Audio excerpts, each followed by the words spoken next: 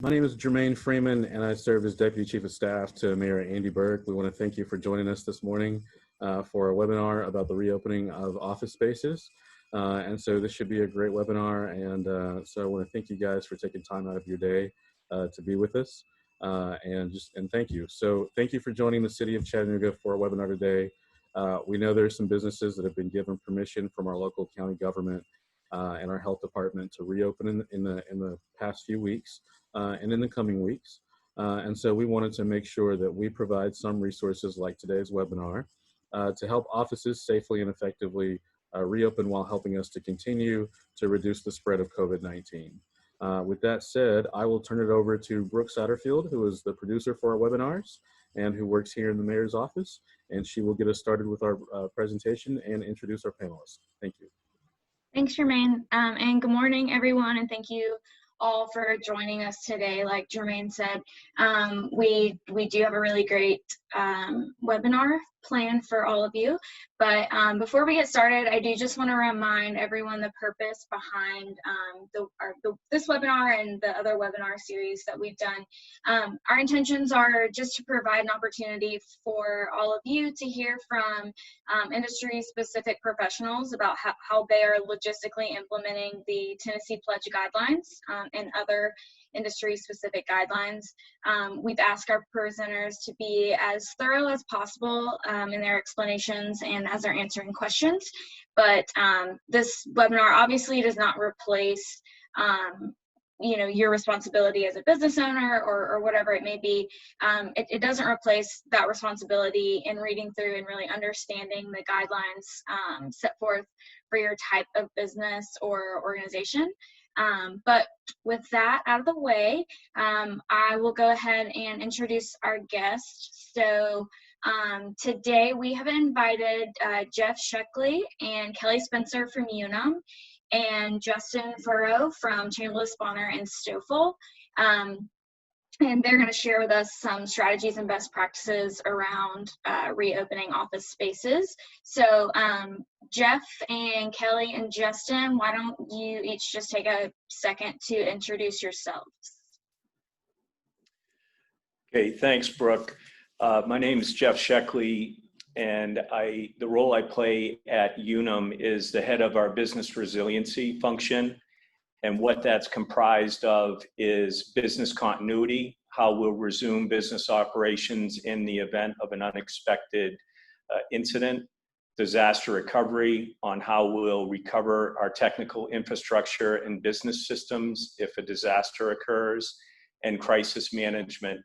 And basically what all that means is the business resiliency team works with business functions and corporate response teams to plan, prepare, and practice the response for unexpected events.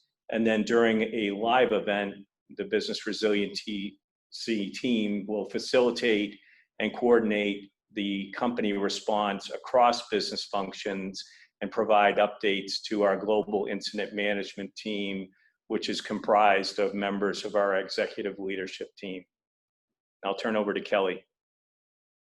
Hi, I'm Kelly Spencer. I'm in corporate communications at Unum. I mostly work in the communications function, but I'm also part of Jeff's cross-functional team that works on a variety of incidents as he outlined. So happy to be here with you guys today. Thanks so much for having us.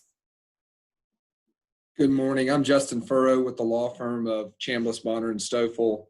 My regular job is chair of Chambliss's labor and employment section, but for the past 2.5 months, I've been co-chair of our firm's COVID task force, which, as you all might imagine, has involved responding to the changes that the pandemic has brought upon businesses and our clients, and monitoring legislative changes and trying to provide as much information and guidance as possible to not only our clients, but the community at large. So happy to be included today. Thanks, Charles, so much. So we are going to jump right in.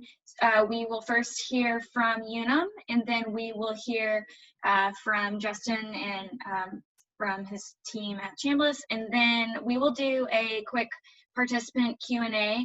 So if you guys have questions throughout the webinar, feel free to just drop them in the chat, and we will go through as many of those as possible at the end of the webinar. But we will go ahead and get started. And Jeff, if you want to jump right in, we are ready. All right. Thanks, Brooke. And as Kelly mentioned, we are very happy to have the opportunity to share information as we have planned and prepared for the safe return of our employees to the office. And along the way, as we framed up our return, we did leverage internal experts here at Unum as well as external experts.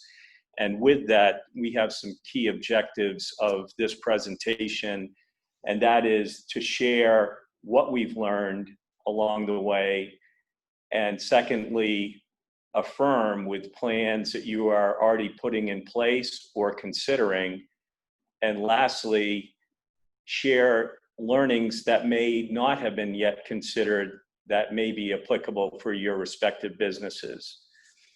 So we started monitoring and tracking COVID-19 just after the beginning of the year, and that led up to a transition from our employees to work remotely. So with that, I will share a little background on our company and explain more details around our transition to remote. And before we jump into the actual content, just want to share this disclaimer that this is not meant to be legal advice or opinion. It's more for general information purposes only. And if you do have specifics, we recommend that you do consult a lawyer on any specific questions that you may have. So some background is to provide how we framed up our response to return to the office. Unum is a global company of more than 10,000 employees across 4 different nations. We do have 2,800 local employees here in Chattanooga and are the world's largest provider of disability insurance. Here in the US, we have 3 main campuses that have between 2,000 to 3,000 employees. In addition to Chattanooga, we have a campus in Columbia, South Carolina, and Portland, Maine, as well as 2 smaller campuses with 300 to 400 employees in Baton Rouge, Louisiana, and Worcester, Massachusetts.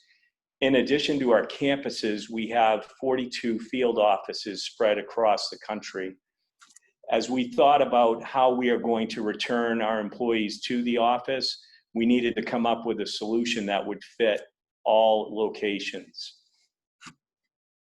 And in our disability insurance, in an incident or a pandemic, our business does not stop, and our customers are reliant upon us to provide and continue to provide service.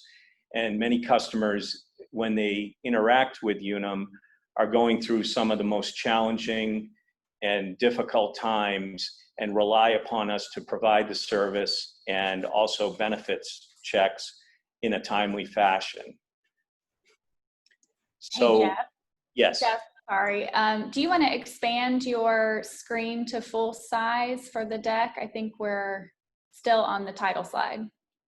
Okay, it didn't shift. Thanks for saying that, Kelly. Yeah, thank you. Perfect. How's that? Is that navigating? That's good. Yeah. Okay, thanks so much, Kelly. And so we in the Business Resiliency Program have an ongoing preparation and planning for business continuity. And as part of our workforce and resiliency strategies, we did make early investments in technology to enable us to quickly shift to remote. So for example, a majority of employees have laptops versus stationary computer workstations.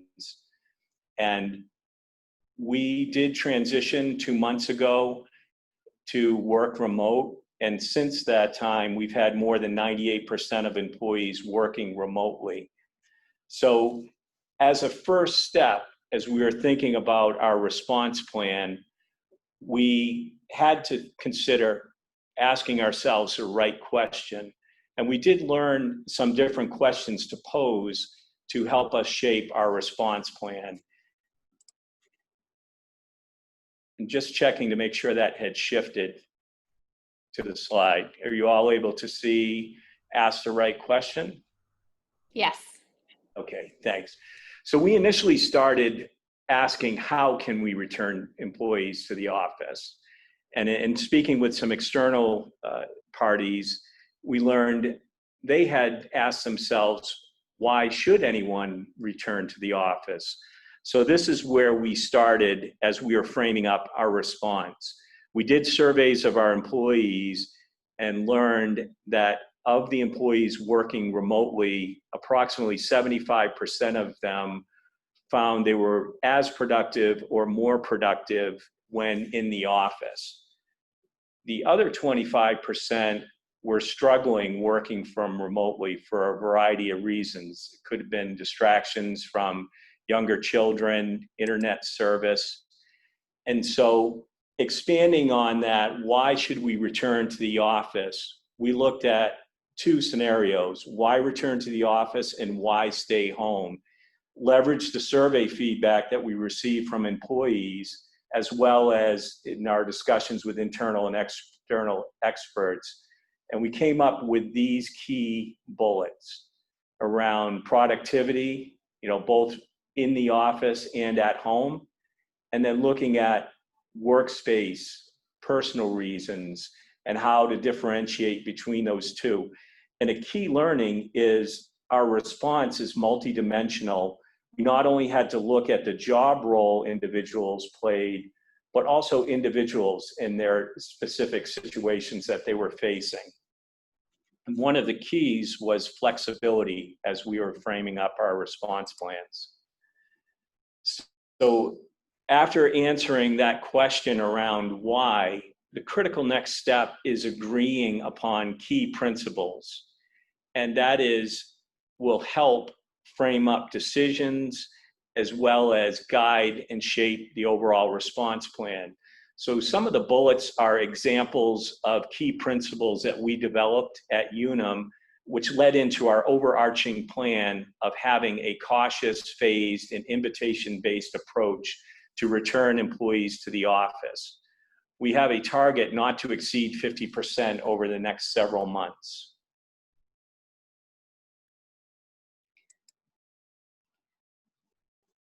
We then shifted over to the how, and from why we started looking at one of the key pillars and priorities of our incident response program is the well-being and safety of our employees.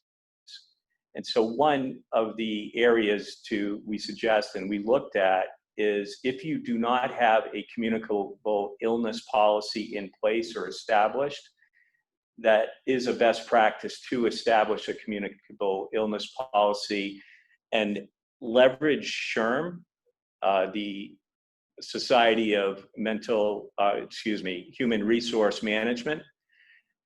And they have an excellent resource with information on establishing a policy like that. We also look to assign workstations. And with that, we were distancing employees and having a limitation of shared desktops. And we also look to reduce shared equipment, such as hard phones or desk phones, keyboards, and mice. As well as we did a lot of research around face coverings and best practices, and we have encouraged both employees and visitors to use face coverings when they're in common areas and walking around the office. And then one of the key bullets is the last one that we found was a critical and very important to our safe return to the office. And that is establishing employee protocols. We looked and partnered with a local company and are working to do daily screenings and temperature checks where employees are completing self-assessments and texting results.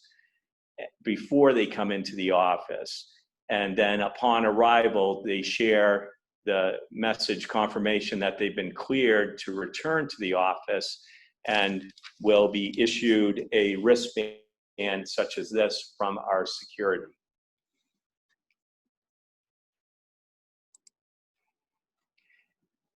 As we shifted from employee safety, we had to look at how we were going to prepare the facilities and amenities. And with that, we looked at increased cleaning and sanitation and having that occurring throughout the day in alignment with guidelines and best practices. So we set up a 2-hour interval for high touch and common areas to be cleaned, and having the staff with increased staff to do that cleaning throughout the workday, as well as the normal after hours cleaning. And we did introduce some ideas around minimizing touch points that we implemented, additional touch-free water faucets and flush valves, as well as learn from other peers and local businesses and industry of ideas like propping open doors that aren't required from a safety, security, or privacy, such as a fire door, or doors to restroom, to also limit those touch points. We also looked at implementing touch-free hydration stations versus water fountains. So we have turned off all of our water fountains and do have touch-free refillable water bottle dispensers. And we looked at changes to our amenities as well, and aligned guidelines for our cafeteria and fitness centers and coffee bars to follow guidelines and best practices. From an environmental perspective, we have inspected and tested all of our HVAC systems and implemented increased filtration that exceed the minimum requirements set out. And one idea our real estate management team came up with was adding antimicrobial handle protectors to high touch points such as door handles and elevator buttons. And we're in the process of implementing that throughout our campuses and offices as materials become available. These handle protectors are good for 6 months and then are able to be replaced and are an extra added safety measure. And overall, the key is having visible reminders for employees with signage and other cues. And you can see in the an example of one of the antimicrobial handle protectors in the picture to the left. The other green and white signage is an example of one of the signs that we have in place as best practices for social distancing. And to make it easier for employees, we did introduce an online ordering process for our cafeteria and have eliminated self-service salad bars. After looking at the facilities and amenities, we worked to develop a social distance plan. And with that plan, we limited desk use and set up a checkerboard pattern, which would enable us to be compliant with having 6 feet or more distance between employees as they were working during the day. We also looked to limit and restrict capacity in conference rooms. And one, as you can see, I'm in a conference room. There are only 3 chairs at the table. The chair I'm at was previously at the head of the table, again, to promote social distancing. We have temporarily removed chairs from conference rooms and blocked off bench seating. Some of the bottom 2 images are examples of actual floor decals that we have in place to reinforce the safety measure, as well as outside of our elevators. We're limiting the number of employees in the elevators and have put footsteps to indicate where employees should stand.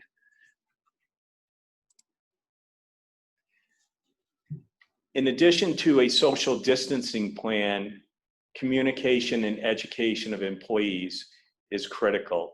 And one of the learnings that we had doing external research, talking with others, other companies on their experiences was frequent and clear communication is an imperative success factor.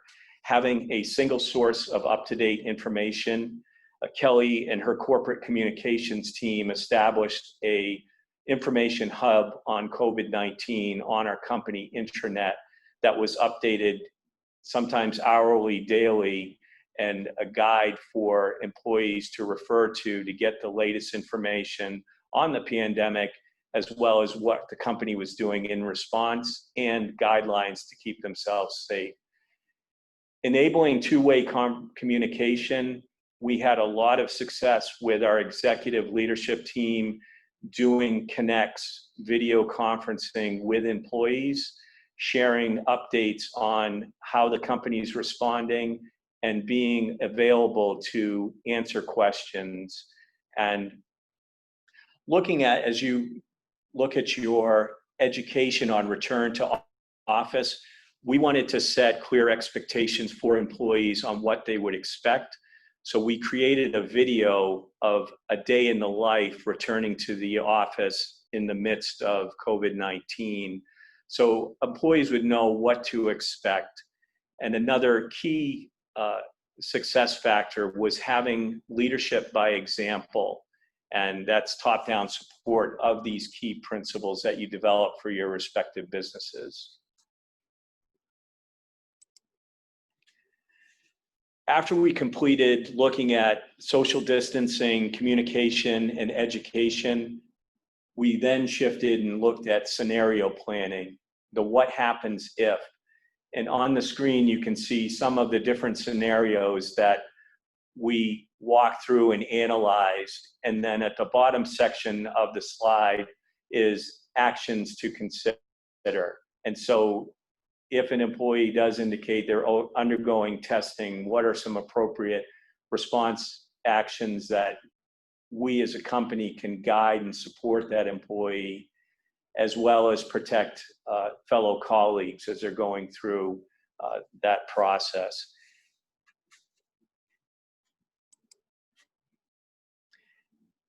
And as we looked at this overall response to the pandemic, we realized as a company, we can implement comprehensive safety measures. We can put up signs, we can communicate and educate, but in this situation, it is a shared responsibility where individuals, we all have a role to keep each other and others safe at work, at home, and when we're in the community. So there were some common best practices that we learned as we were framing up our program. Some were around wearing face covering. I have an example of a cloth face covering that we distributed to employees. Having employees wash their hands frequently. We put up signage in our restrooms and advocating avoiding touching your face. In business, it's very common to shake hands. And personally, I've had to shift to a virtual handshake that's socially distanced. And to keep our fellow employees safe, it is different. And we have advocated cleaning desks each morning and evening. So as employees arrive, wiping down with disinfectant cloths, and then before they leave, to complement the cleaning and sanitation that we have in place. And then another, is thinking about this shared responsibility, it's important to have a plan for what happens if an employee does not follow directions and is making other fellow colleagues feel unsafe or putting others at risk.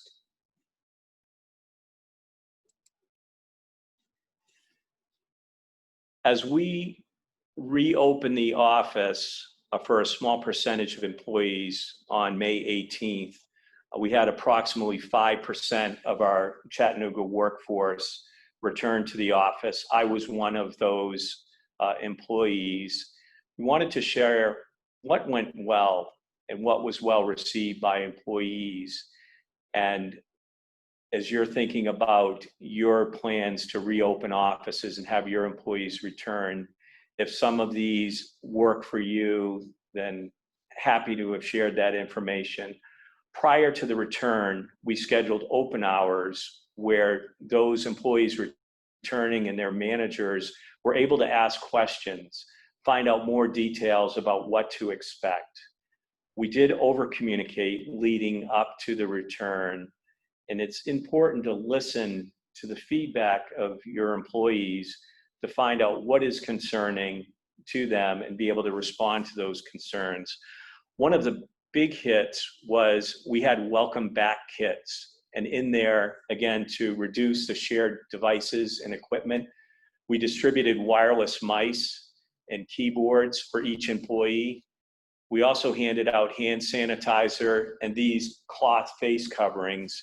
And to add an element of fun, we distributed crayons, as well as a safety measure, we distributed these disposable desk mats. These desk mats, some employees use these in their offices. Others bring these desk mats to common areas to place down as they're working in those common areas. The other day was thinking about that first day experience. This photo and on the slide is of leaders that welcomed and greeted employees as they returned to the office on May 18th, provided any guidance, answered questions that they had about the return, and helped them find their offices. So with that, that's some of the experiences, information, the learnings that we've had as we framed up our response for employees to safely return to the office. And I'll say we have had very positive feedback from employees that are in the office and they return to the office by invitation after indicating that was what worked best for them. So with that, Brooke, I'll turn back over to you, and I believe we'll answer questions after the next presentation.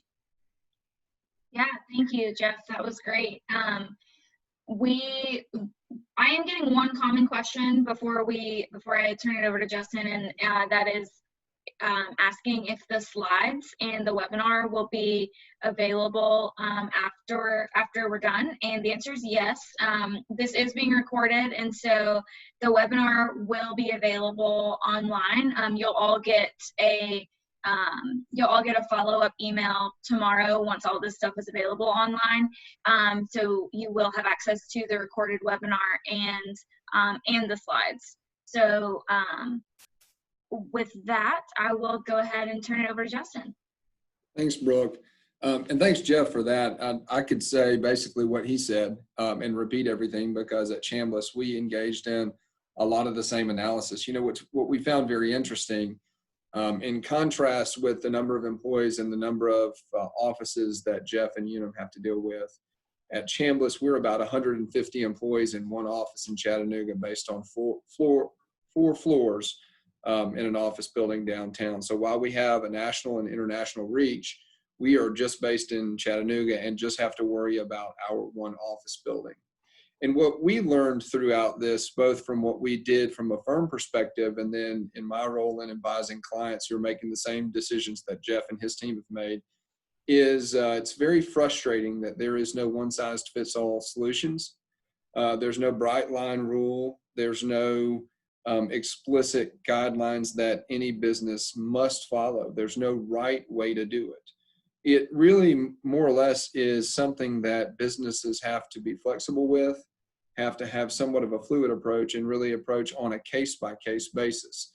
So even if you look at the recommendations from the CDC, if you look at the OSHA, Occupational Safety and Health Administration guidance on reopening your workplace amid a pandemic, if you look at the Tennessee Pledge, those are recommendations, best practices, and guidances. And what we really have to fall back on as businesses, as we consider what we have to, need to, and are supposed to do amid the pandemic and reopening or reintegrating our workforce, is to evaluate our own workplace. In contrast with Unum, you know, at Chambliss, we have individual offices and individual cubicles. So we don't have as much shared space that we had to worry about. And by and large, even before the pandemic, our employees were already socially distanced. So in terms of putting new barriers up or separate spaces or modifying workstations to reduce shared equipment.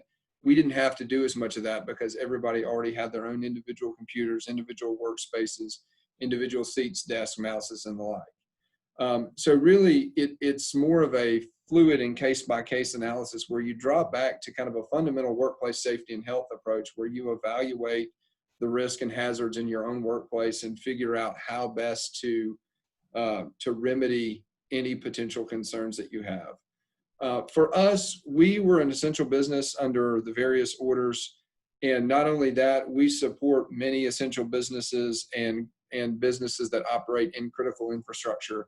And so what we found from early on in the pandemic is we had to balance our employee safety and also our ability to communicate effectively and efficiently with our clients who, much like ourselves, were yearning for information and trying to navigate the new normal and figuring out what to do on a daily or hourly basis. And so at Chambliss, that involved, much like at Unum, that involved allowing people to remote work from early on, but also keeping a mass of folks in the office because we felt like that was really important from a client service perspective. And so we cycled some office-based employees and staff on a week, off a week, and allowed for us to better adhere to social distancing guidelines and to reduce our footprint in the office. But we still had people like myself who came in every day to the office because for whatever reason, it was a more functional workspace to do what we needed to do. That lasted for a month or so. And then as the governor issued his order that businesses could reopen, we have slowly brought employees back to work. We've done the same types of things that Unum is doing with respect to sanitation practices and encouraging social distancing and putting up additional cubicle space to raise the height of cubicles between certain of our staff members, reducing conference room usage, elevator usage, and the like. But our goal is to be back up and running by June 1st with the majority of our staff back in place, obviously considering some folks that have unique situations or in the vulnerable population or otherwise and can't commit to returning to work on a full-time basis. And that's part of what we consider to be a flexible, fluid approach where not only the different businesses have to consider things in a different way, but you also have to take employees on a case-by-case basis and consider everyone's unique situation. And you know, we are also unique insofar as we have a lot of face-to-face meetings with clients. We have in-court appearances.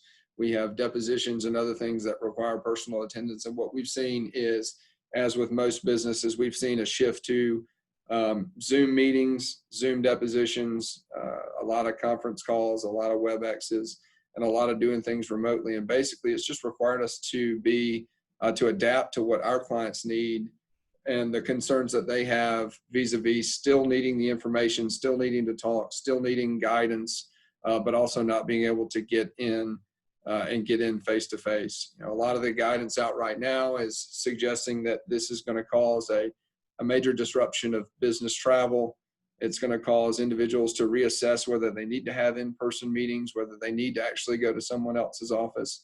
And I think there's something to be said for that, but there's also something to be said for the need to actually sit down with someone in a room and talk to them about whatever issue that you are dealing with and whatever the case may be.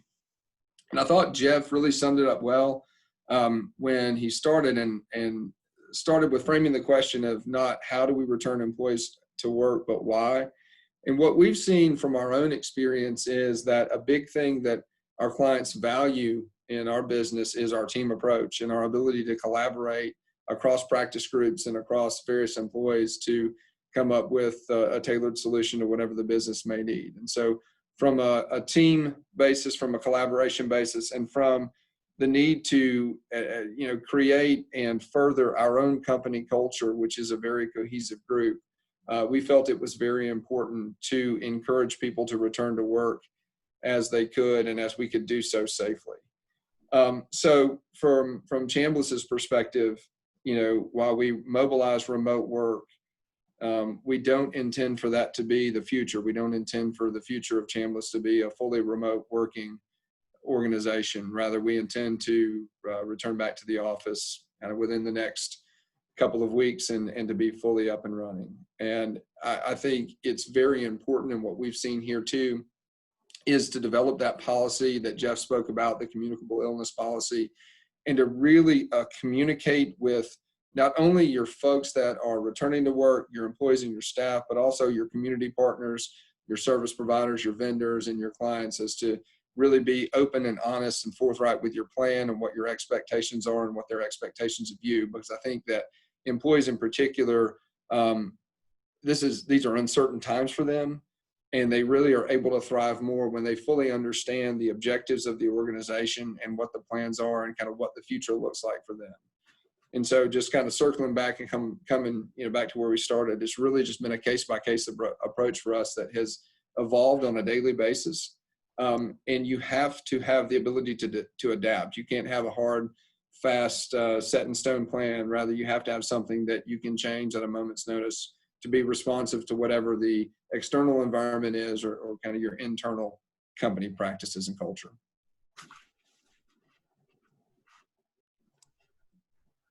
So Brooke, I'll turn it back to you for questions. Great. Thank you, Justin. So we have had a few questions, but you guys feel free to add more to the chat. The first question that we have was for Jeff about the disposable mats. What are those made of? And can you just talk a little bit more about those? Sure. It's almost like packing paper, cardboard, lightweight packing paper. And again, I think there's one of the restaurants that with dinner serves crayons to doodle on. So we had picked that up as a fun element for that. And again, some employees are using them in their office. Others are carrying them to common places. And I did want to just touch upon that when we did our return to office, we did make it invitation based. And that was, we truly wanted it to be the employee's choice, but we also wanted to control numbers of employees as we were going through those initial phases. So, but thanks for that question. Really good question. These can be a lot of fun. Speaking to kind of, managing the numbers of people that were coming in, we did have another question about Unum's timeline in terms of when you started to bring back employees and kind of at what level you're ramping up, bringing back more. Jeff, can you talk a little bit about the timeline that you guys have used? Sure. Another good question. Similar to Justin, Unum was designated as an essential business. So we did have a little over 1% of our employees that remained on site and the campuses were open. We did start with an initial phase in looking at 5% as a target, and that started on May 18th. We do have plans June 1st to have a second wave, and for those we're targeting between 10 and 20%. Again, it's by invitation, so it's those employees that want to return are able and comfortable to return to the office, and we'll continue that across our various sites over to the next few months, several months, leading up to a 50% capacity. Real quick, and one having campuses in multi-states, we've aligned our response plans to the ordinances and guidelines and restrictions in those states. So that's been a factor that we've leveraged to play into the timing. I think you can probably both speak to this, but we can start with Justin. Can you speak a little bit more to the safety measures regarding interactions with clients or office visitors, general members of the public? Talk a little bit more about those safety measures. Yeah, so I mean, we have similar checklist and questionnaires that we present to individuals just in terms of what symptoms they may or may not be experiencing. We have reduced greatly our in-person meetings, but I think those are starting to turn back around. And so you really have to, consider the situation, consider where you're going. You want to certainly maintain social distancing, certainly don't have a 25-person meeting in a 10-person room. But it's really going to depend on the comfort level of not only the employee, but the client or visitor. Some clients don't want an in-person meeting. Some clients desperately need in-person meetings. Some want to meet in a public place somewhere. Some would rather you come to their office. So, just kind of considering that fluidity, maybe it's a face mask, maybe it's increased sanitation. It's certainly ensuring that there aren't that many people in the room, but it really depends on it's a situational based analysis, and it depends on where you're going, who you're meeting, the purpose of the meeting. If you're doing an on-site inspection of a manufacturing facility or an accident site, your safety protocols are going to be different than if you're going to meet with an executive in a conference room. Jeff, do you want to add anything to that?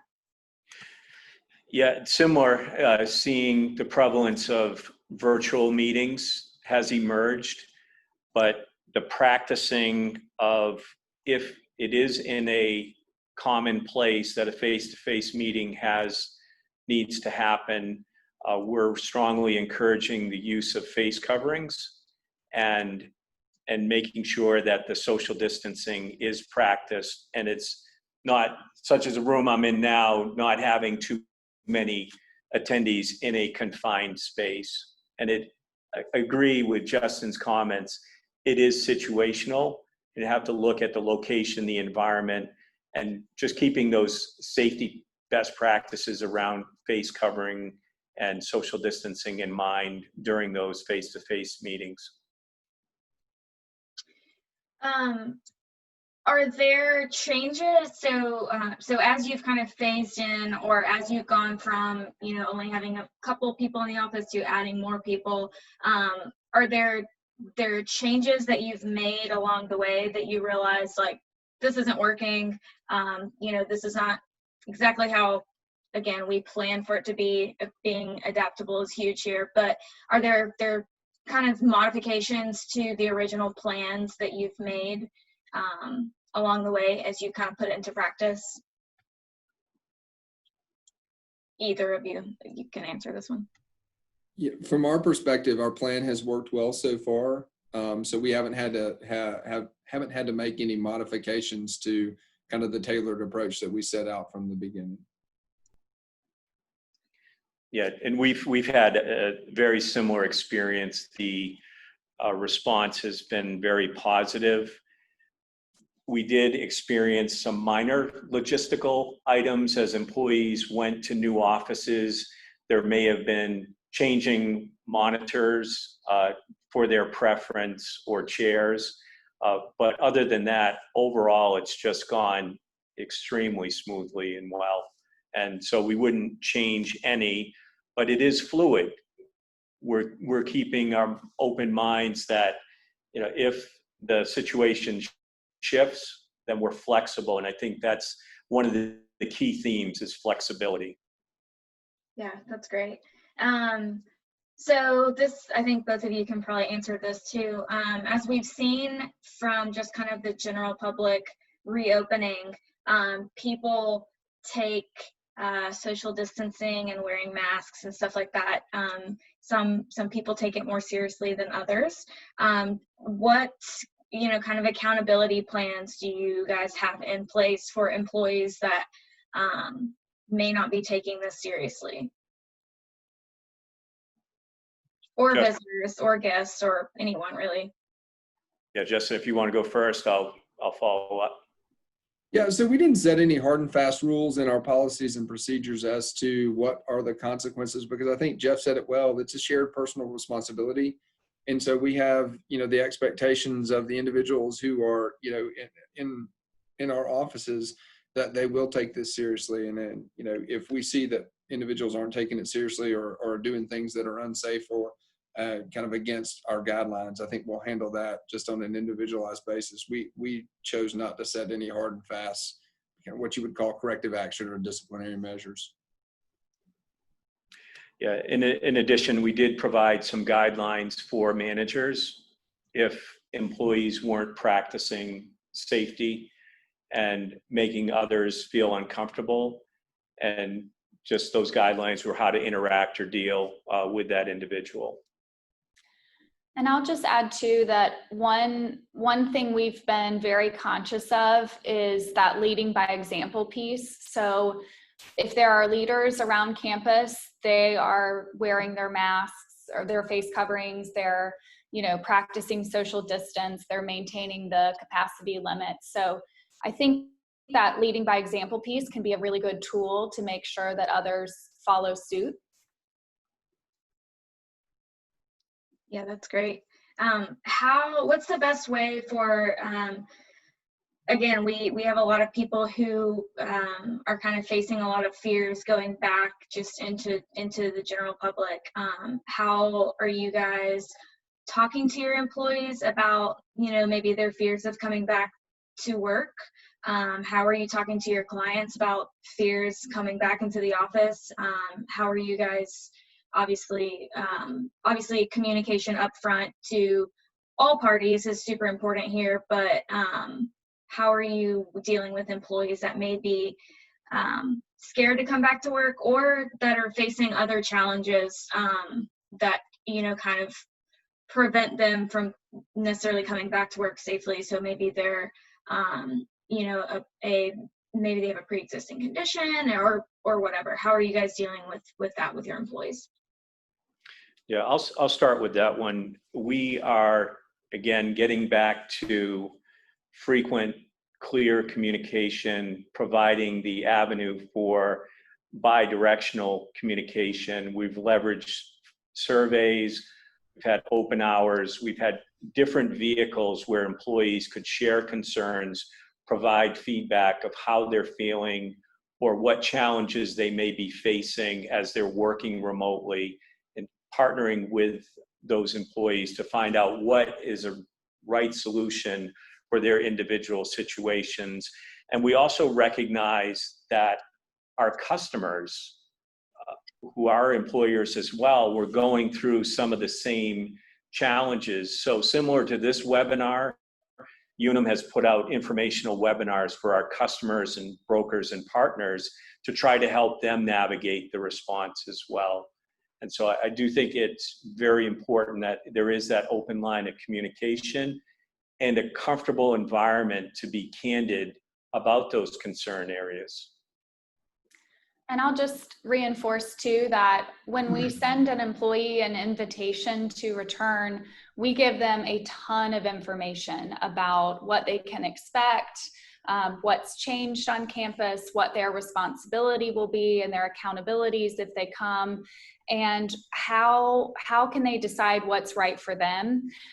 So we really want employees to do what's best for them. If they don't feel comfortable, we don't want them to come in or to do anything that makes them feel uncomfortable. So I think providing a ton of information up front to employees is helpful. And also just, if you can allow employees to choose whether they want to return, that's a really powerful tool as well. And I agree, communication is key. I think not only do you have to understand the employee's specific concerns, needs, and fears, but they also are best served to understand why they need to be in the office and what practices and protocols you have in place to keep them safe. So I think it's a two-way street. I think it's a free flow of communication. And I think it's really understanding and assessing things on an individualized basis and making the best solution, for the organization as a whole, but also for certain individual employees who may be in unique situations. Great, thanks, y'all. So I've got one more question here, and then we will wrap up. This question specifically is about restrooms. So staff and public are in a lot of our offices are going to be using the same restroom, and obviously there's an increase in cleaning and sanitizing and stuff like that.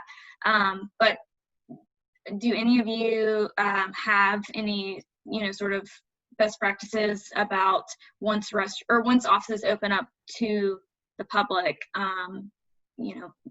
What do you do about the restrooms? Yeah, I'll start and open up for Kelly and Justin to add any additional comments. So the regular cleaning and sanitation as a best practice. We also, the application of the antimicrobial door handles for the high touch space is another way to keep employees safe. Encouraging, knowing that restrooms are a confined space, to encourage wearing face covering, and as much as possible practicing social distancing would be some of the key points, and complement that by visible signage that's reinforcing those best practices. So we put signage up on mirrors so it's very visible for anyone leveraging those facilities. And Kelly, I don't know if you have any additional comments. Nope, I think you covered it. Thanks. Justin? Yeah, I agree. We've worked with our building owner to do more frequent cleaning of all spaces, including restrooms. Our restrooms aren't really open to the public, so we don't have as much of a concern there, but it is doing the same things Jeff said, is encouraging employees to practice social distancing and to, even in the absence of, the cleaners coming around and making sure they're clean, but to do a little bit of that themselves and kind of, engage in that personal responsibility to keep things clean and sanitary. Awesome. Well, thank you all so very much for all of this information. I know that I've certainly learned a lot for the past hour, so I'm hoping that this was beneficial to our attendees as well. So thanks to all of our attendees, and of course, thanks to Jeff and Kelly and Justin. I do, just before I hand it over to Jermaine to wrap up, I do just want to remind everyone this was recorded, and you will have access to the slides online. I will send everyone a follow-up email probably tomorrow, and this the webinar, the recording, the slides, all that stuff will be available online. So I will go ahead and Jermaine, do you want to wrap us up? Yeah, so thank you, Brooke. Thank you to everyone who was on the panel. Thank you, Kelly. Thank you, Jeff. Thank you, Justin. If you operate an office space and you don't feel safe, or you don't feel like you can implement adequate safety measures, we want you to think very, very carefully about opening up. People do seem to get infected from COVID-19 in clusters, usually because they share either a household or a workplace setting. So it's very important that you think very carefully about how you open up, and making sure that you are social distancing and using PPE where you can, and just doing everything that you need to make sure that you have a safe workplace environment. If you have industry specific or general questions regarding best practices for reopening safely and preventing the spread of COVID-19, please contact the Hamilton County Department of Health. Bonnie Deacons is the person that you should contact. She's over environmental health with the health department. Thank you, Brooke, for putting the slide up on the screen. And so her contact information is up there. And then, as you can see, we've also got some additional webinars planned. So today we're actually going to be doing a webinar focused on the safe operation of construction sites. And then we will be doing a webinar, I believe it is this Friday, that is focused on lodging and accommodations. So hotels, short-term vacation rental like Airbnb, and how to do lodging and accommodations safely. And so please also refer to the Tennessee Pledge Guidelines, which are at tnpledge.com. Those are the guidelines that were set out by the governor's office for the reopening of businesses, as well as houses of worship. So please check the Tennessee Pledge Guidelines to make sure that you're seeing the most up-to-date information about how to reopen safely. And with that, I think we are done. I think it's a wrap. Great job, Brooke, for being the producer extraordinaire as always. And thank you. And once again, great job to our panel. Thank you to Jeff and Kelly and Justin. You guys are great. And all of this information, as Brooke said, will be shared on our website.